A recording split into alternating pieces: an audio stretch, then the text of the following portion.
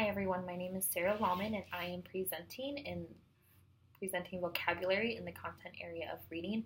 I chose reading because my district currently is really focusing on our whole MTSS or RTI process is really heavily focused on reading, so I felt like that was a really good direction for me to take this presentation and do some research for myself and for this class. For vocabulary instruction, it's really built around fluency and accuracy. Students need to demonstrate skills of being fluent and having strong accuracy when reading in order to be successful learners and with their new vocabulary. They also need to have a really strong phonological awareness, and that's really critical when we're measuring that fluency.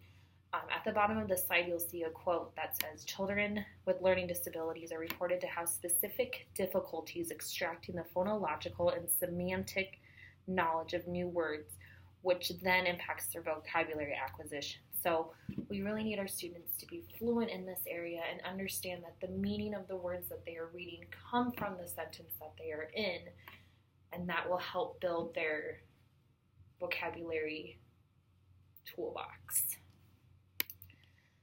On the next slide, it just says that students really need to have a strong awareness and background of phonological and semantic processes to understand and gain new knowledge. And that's just going back what I had said previously. Just understand that the meaning of that word is going to be conveyed in that sentence versus having to really think about it. We need to teach our students to use some of those word study skills, as I'll be talking about later on, of, using a dictionary or going on the internet and searching for what a word may mean to add to our toolboxes. So those are just some of the key things that the research that I did really focused on. That phonological processing, that semantic process, and then being fluent and an accurate reader to help build the vocabulary. And I focused a lot on the interventions because there aren't a whole lot of interventions for vocabulary. A lot of it comes from what I'll be discussing throughout this is just that explicit or direct instruction. I did find some really good information from Beck. He's really big in the vocabulary and fluency part of reading. So for Beck, he developed a system. It's a 3-tier system. So tier 1's those are the words that are familiar to students, such as our emotional words like sad, happy. Students are able to connect with that from life experiences.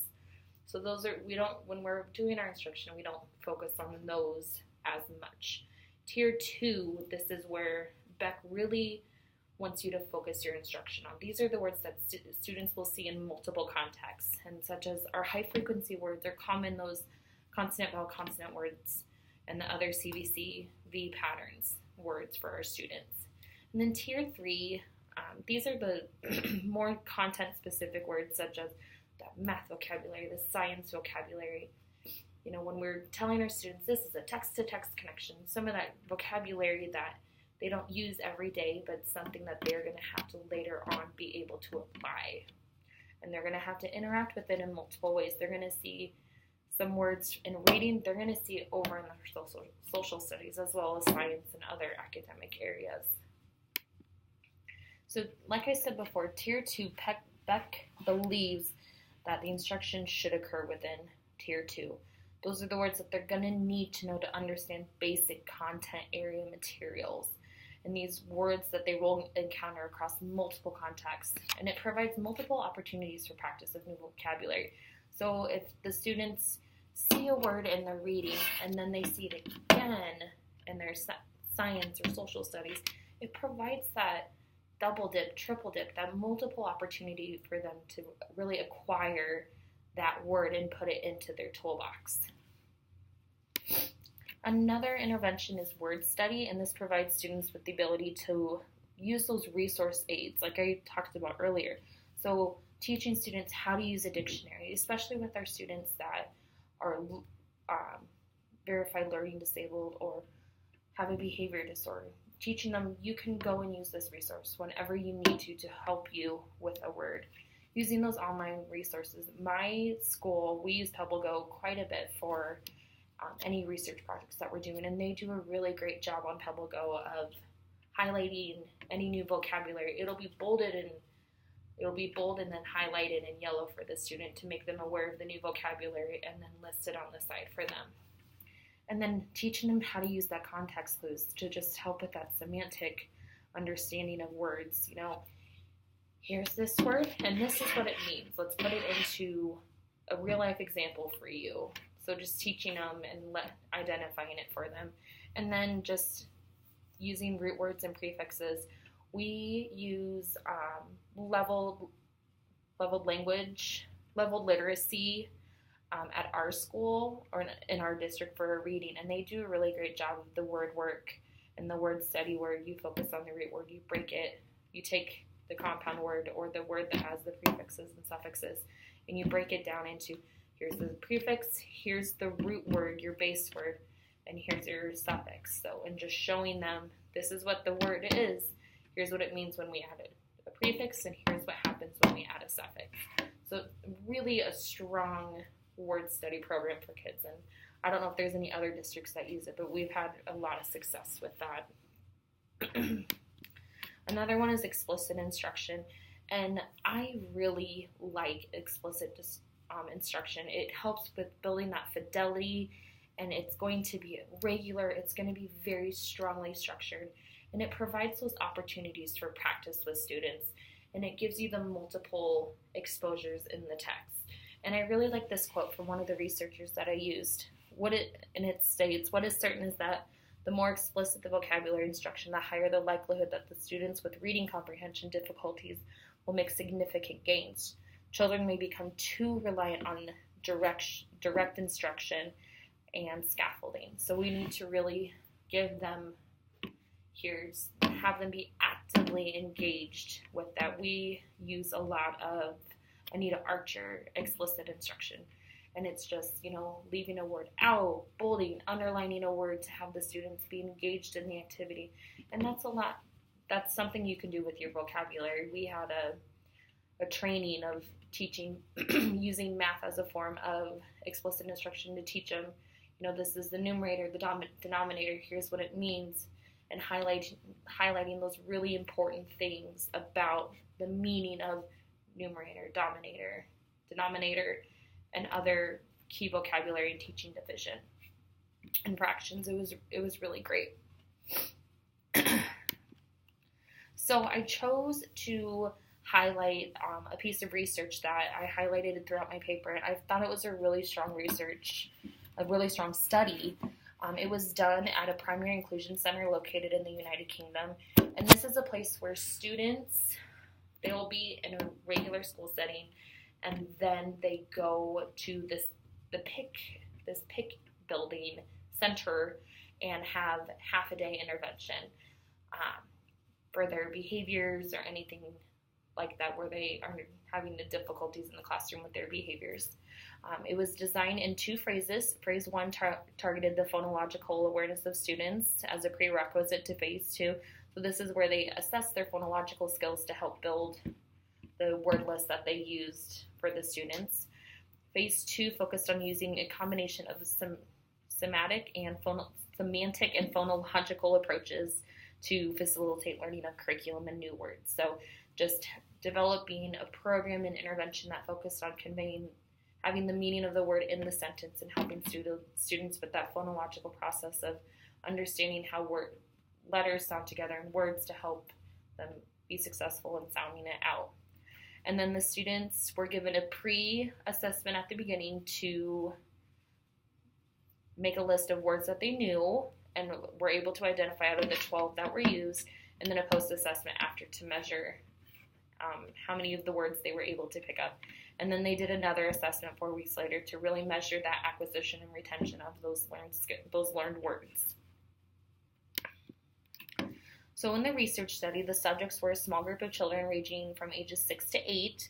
And like I said earlier, they attended this center part-time along with their general education placement at their school. And the background of the students varied from, there were 2 with violent behavior, 2 with autism, and then 1 with ADHD, so attention deficit hyperactivity disorder. And the focus on the study was to measure the retention and acquisition of 12 vocabulary words.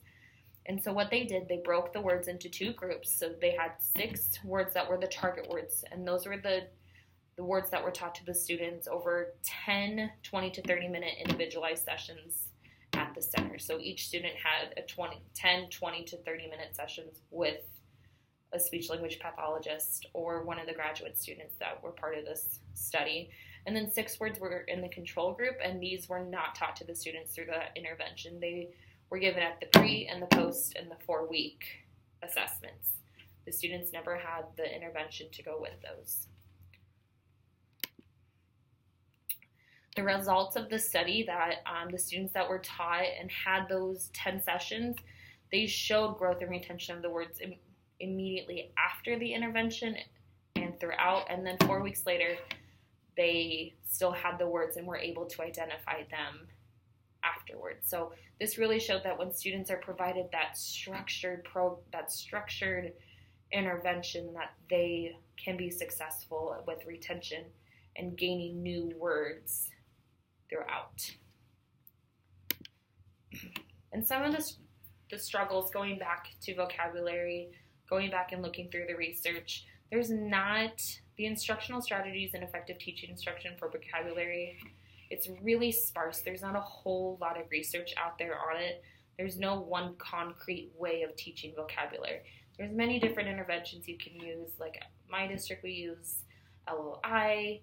It has a really strong word study, and those are done in 30-minute sessions 5 days a week.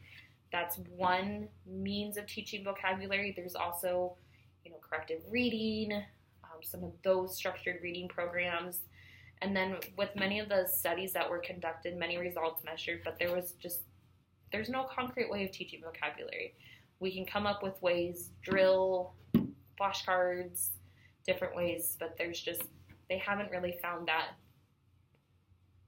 that form of instruction that is universally great for all kids.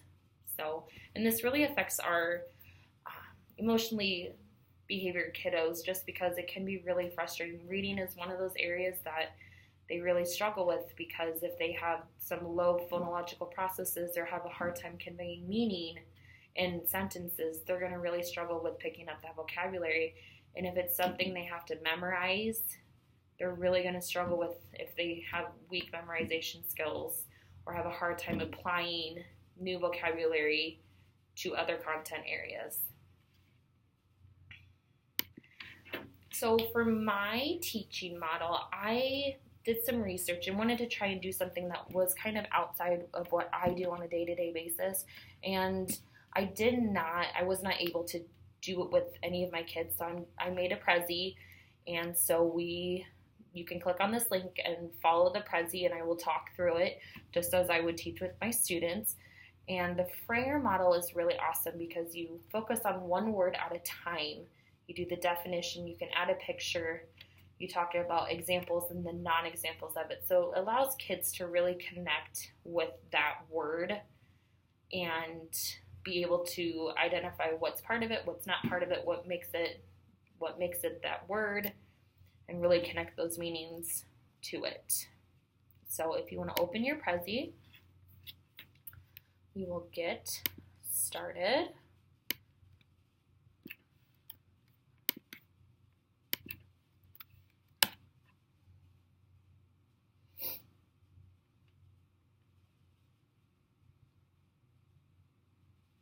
Sorry, mine is taking a minute to load. So class today, we are going to talk about recycling, and our new word is going to be recycling. And the definition of recycling is to use again. You can change waste into some reusable materials. So at this point, if I was teaching a class, we would make a list of things that they recycle at home. If students have experiences with recycling, we would go into that discussion and provide that connection with home and school. And then the next thing is the process of recycling. So what you would do first is you bring your paper to the recycling center. After you leave the recycling center, the people that work there, they sort through the paper and transport it to a facility. Then the paper is soaked and heated through huge vats to becoming a pulp. Chemicals in the liquid separate the ink from the paper, because when you are recycling, they can't use paper that has ink on it, so they have to wipe away the ink and use what is left over from that. The pulp is screened and cleaned to remove any glue or other debris that is in any remaining ink. The pulp is refined and beaten to make it ready to become paper again. The pulp is fed into a machine that splits out the pulp into a flat moving screen where it forms more sheets. The sheets are rolled and dried and ready for their new life. So I would then engage with my students asking what kind of things do they think now come from that recycled paper. Have they had any experiences of reading labels of things that are made from recycled paper? There's different things. There's clothes made from recycled paper. There's bags made from recycled paper. And I would provide those opportunities for students to have that discussion, bring in those labels, and show students what happens when we do recycle.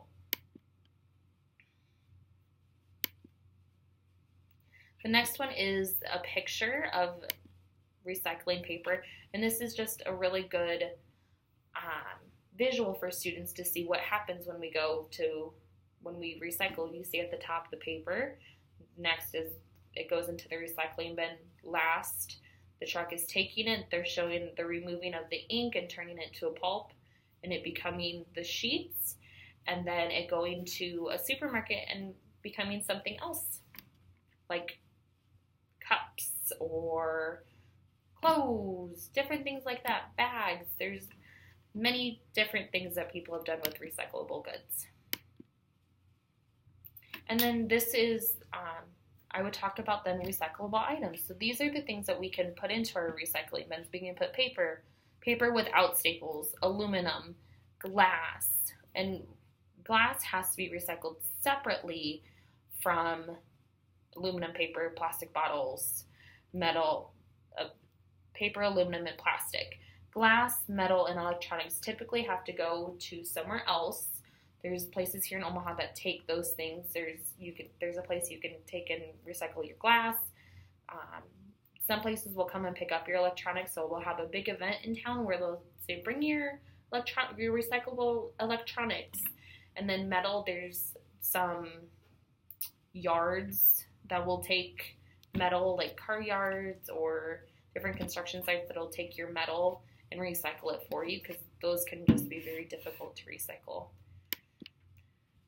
And then next is the non-recyclable items. So those are paper, soiled paper. So when we go out to eat, our napkins, our paper towels, those we cannot recycle because we have soiled them with food or different particles, dirt. The next thing is dog food bags, because they are soiled. They've had remnants of dog food, and that's something that when they go through the pulping process, they cannot remove that odor or the film from some dog foods. And dryer sheets. Those, they don't have ink, and if you've ever touched a dryer sheet, they are just not a good recyclable item and don't break down and can be used again. And all styrofoam materials are not recyclable. They do not break down and cannot be used again. And then unclean cardboard, so our pizza boxes, we cannot recycle those because we cannot get the stain from the pizza off of the pizza box in order to use it again. And then tempered glass, so we can't take the glass that we get from our house and recycle it. It's a different form of glass versus a glass bottle, and it's unable to be recycled.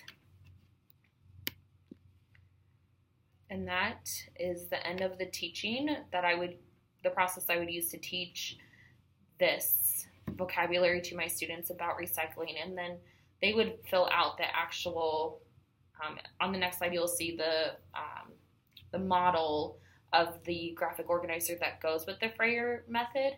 And I couldn't really think of a way to present it without having to write it on the whiteboard, and that can be very difficult. So I hope you guys learned something new about content area vocabulary and gained some new insight of how to teach it using different methods and using a graphic organizer. It's a really great way to help students become more aware of vocabulary and really focus on and be able to add those visuals that they need and see things that they can do, things that go with their examples, non-examples to go with it. Thank you very much.